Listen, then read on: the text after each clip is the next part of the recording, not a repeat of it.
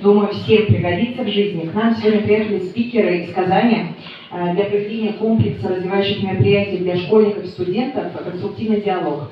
О чем будет идти речь, вы все узнаете, все подробно вам сейчас разъяснят. Однако в жизни бывает такое, что среди этой информации бывает и полезно, есть и мальчик. Слушайте, если будут вопросы, дерзайте, задавайте. По секрету только вам ответим, если вы не хотите об этом говорить. Вот.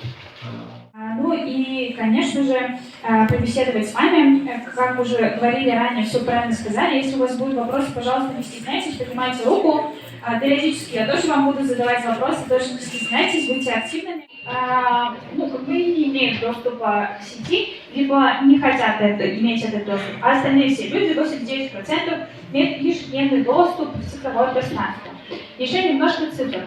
В среднем 8-9 часов каждый человек тратит в сети интернет и в цифровом пространстве.